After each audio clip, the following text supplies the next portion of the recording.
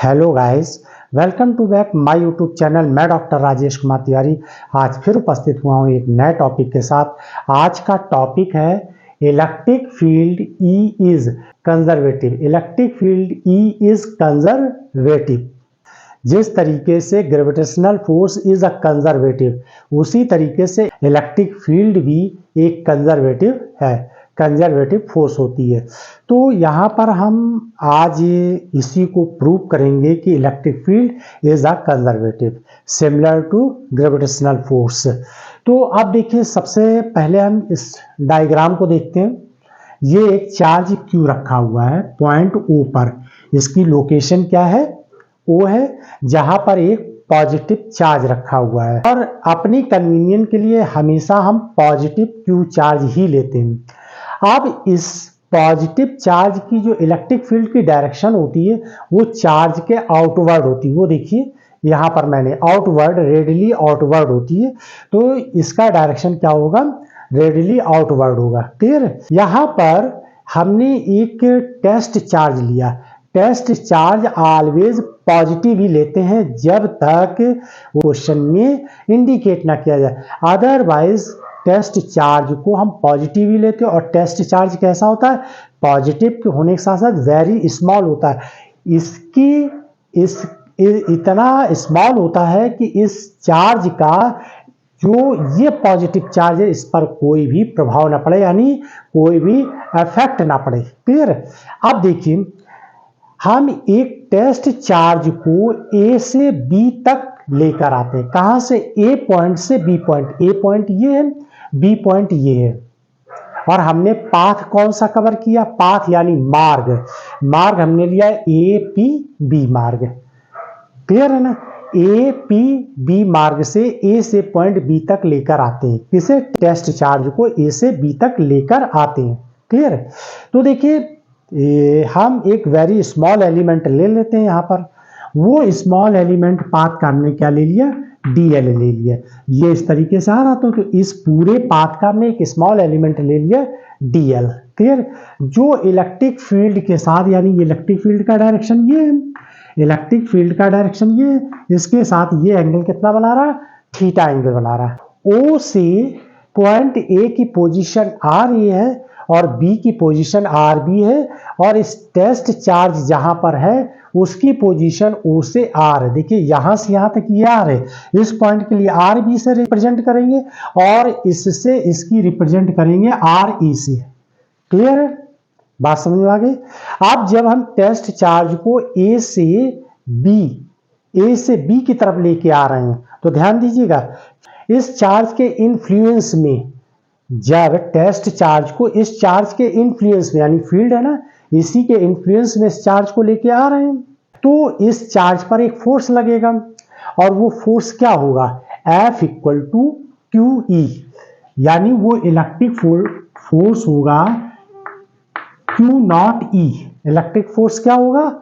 Q naught E. लेकिन हम charge को, टेस्ट चार्ज को इलेक्ट्रिक फील्ड के अगेंस्ट, इलेक्ट्रिक फील्ड के अगेंस्ट मूव करा रहे हैं। ध्यान रखिएगा, इलेक्ट्रिक फील्ड के अगेंस्ट मूव करा रहे हैं।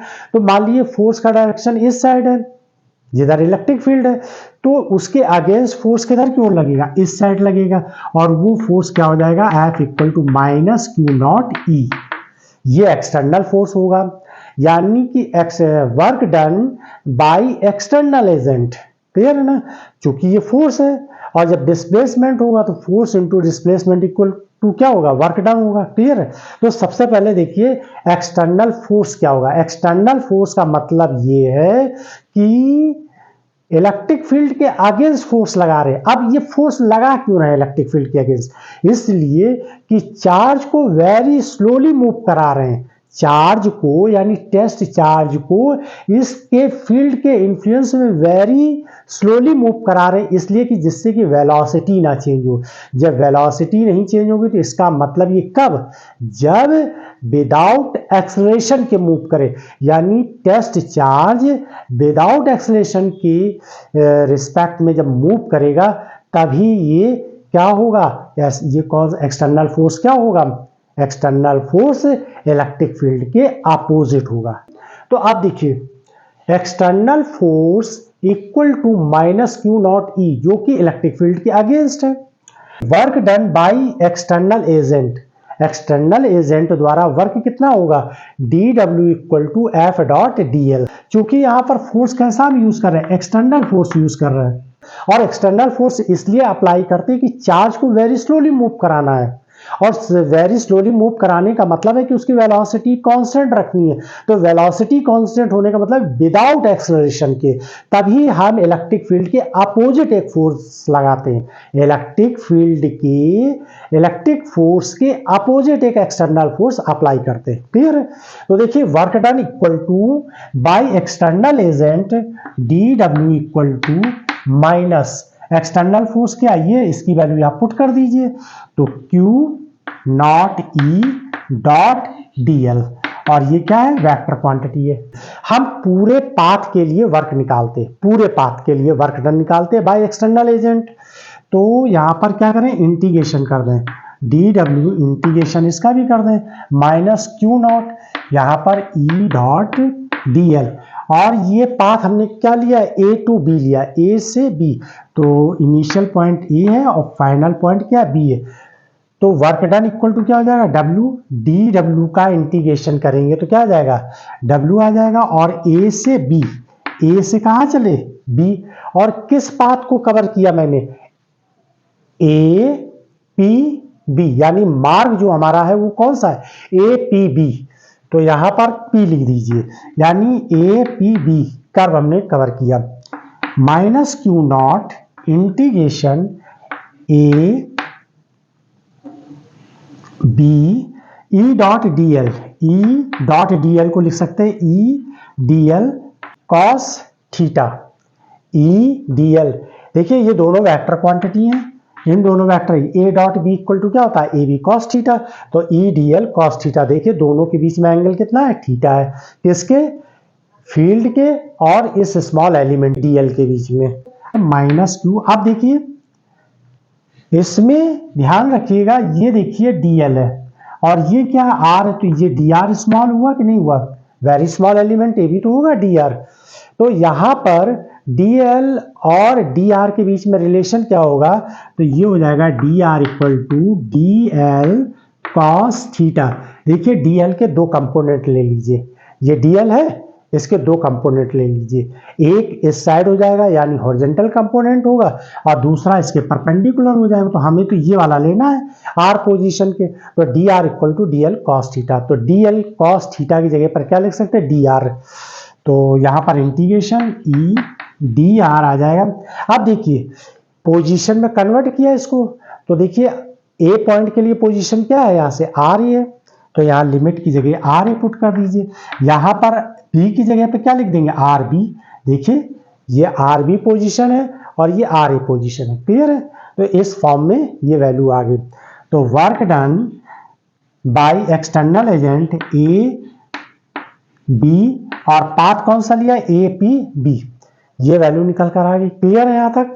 आप देखिए ई की वैल्यू इसमें पुट कर दीजिए, ई की वैल्यू, तो इलेक्ट्रिक फील्ड की वैल्यू क्या होती है, इलेक्ट्रिक फील्ड की वैल्यू होती है E equal to Q upon 4 pi epsilon naught upon R square, E equal to Q upon 4 pi epsilon naught R square, यहां पर पुट कर दीजिए, तो minus Q integration R A R B, और ये हो जाएगा Q upon 4 pi epsilon naught R square, ये तो E की वैल्यू होगी, ये डी आर।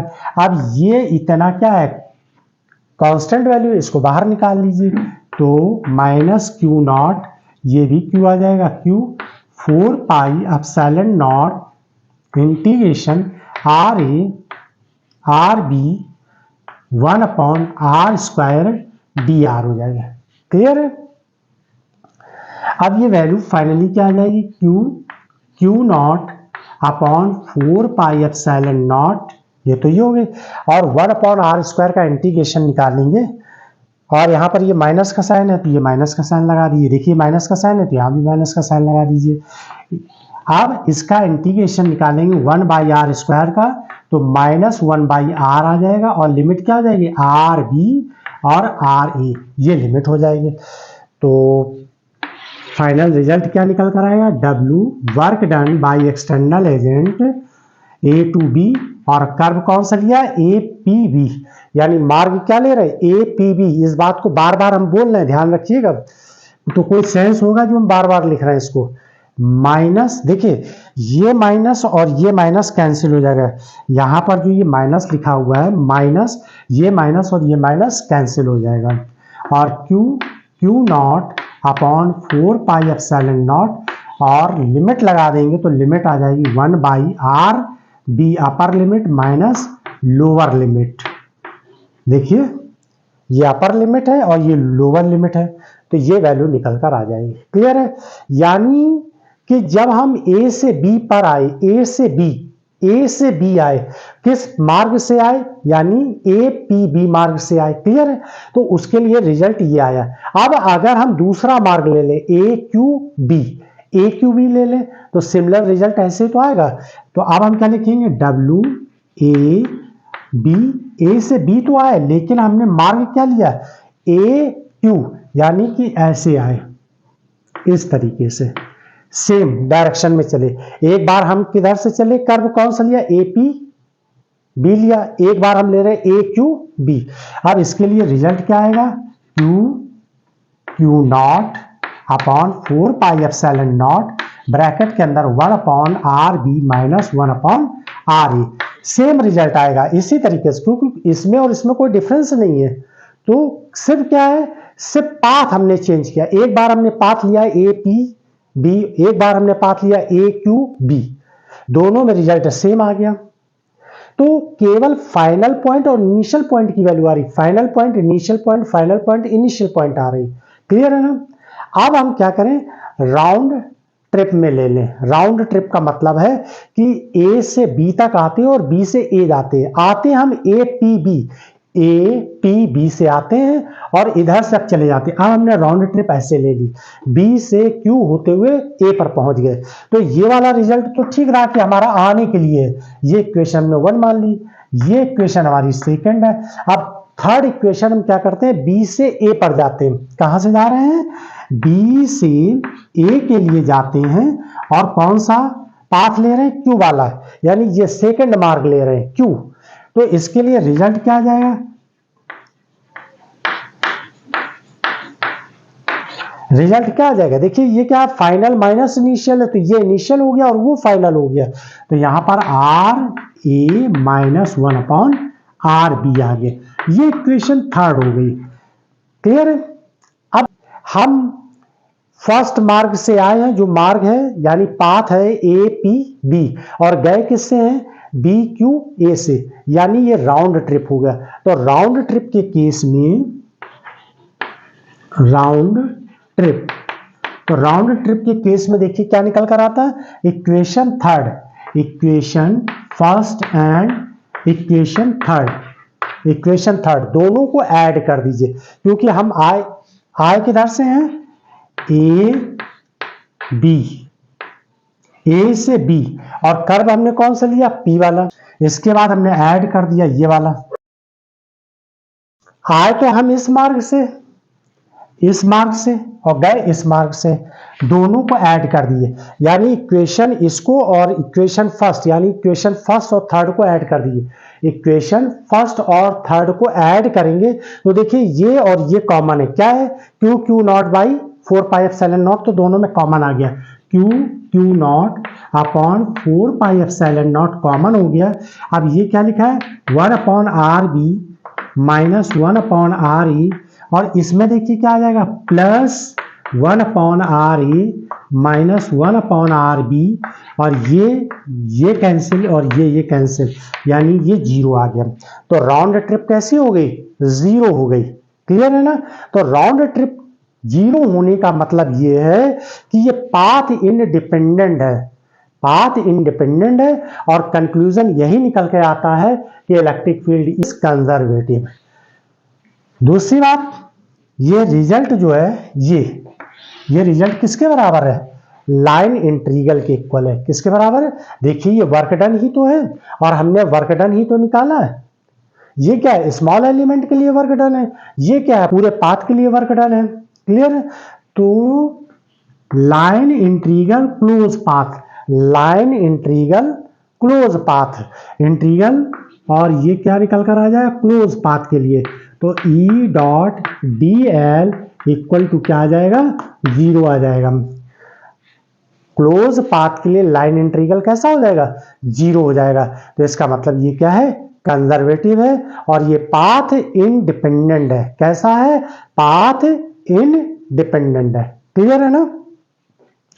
तो अब जो है इसके स्क्रीनशॉट ले लीजिए। तो कंक्लूजन और लिख दें, इस रिजल्ट का कंक्लूजन क्या है। The line integral of E vanishes around any close path. तो क्लोज पाथ के केस में क्या आता है integration, line integration E dot D L equal to 0 close path.